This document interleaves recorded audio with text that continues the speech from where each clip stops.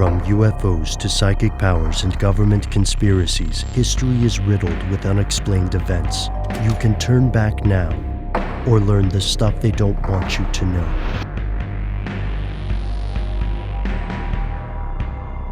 Here are the facts.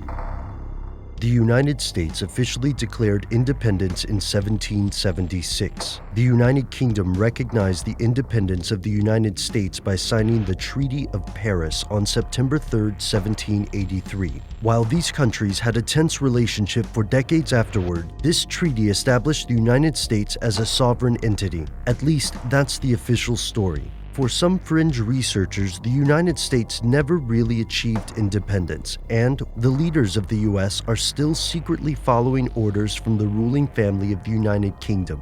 Here's where it gets crazy.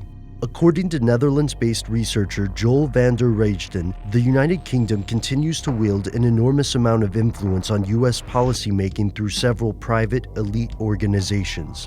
Van der Reijden claims that a little-known organization called the Pilgrims Society is evidence of this undue influence. Allegedly founded in 1902, this British-American society aims to promote goodwill, good fellowship, and everlasting peace between the United States and Great Britain. There's also a British wing of this organization, and members of the British royal family have been patrons of this society since its inception. If Van der Reijden's partial membership list is reliable, then the Pilgrims Society is certainly prestigious and counts some of the most influential people in the United States among its members. The Rockefellers are listed there, as well as Henry Kissinger and numerous members of influential industrial families. Here's the brunt of his argument. He believes that the Pilgrims Society functions as a way for the British and American elite, almost exclusively white Anglo-Saxon Protestants, to gather and deliberate in private without public oversight. To prove this case, he extensively traces the connections between members of the Pilgrims Society and the worlds of mass media, intelligence agencies, and banking institutions. He also ties the Pilgrims Society to an attempted overthrow of the US government by a cabal of super-wealthy families. This last accusation is based on a true story, one of the most widely ignored conspiracies in United States history.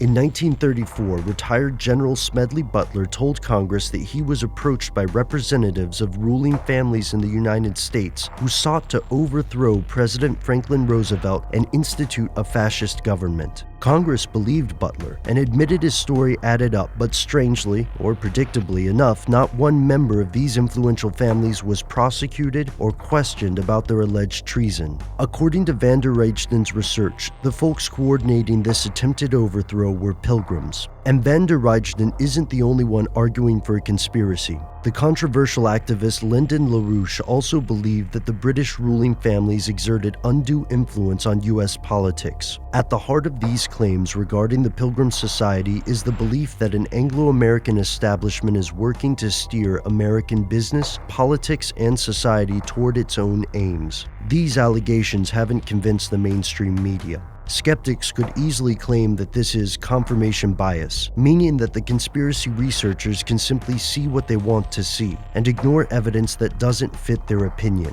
Yet for theorists, the lack of widespread reporting isn't just proof that the Pilgrims Society controls the United States mass media. It's also proof that there's something they don't want you to know.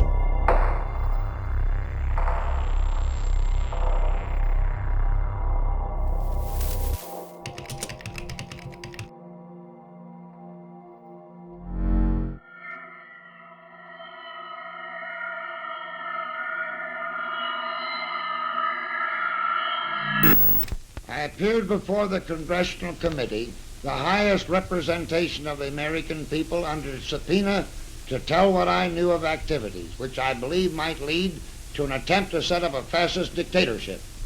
The plan as outlined to me was to form an organization of veterans, to use as a bluff, or as a club at least, to intimidate the government and break down our democratic institutions.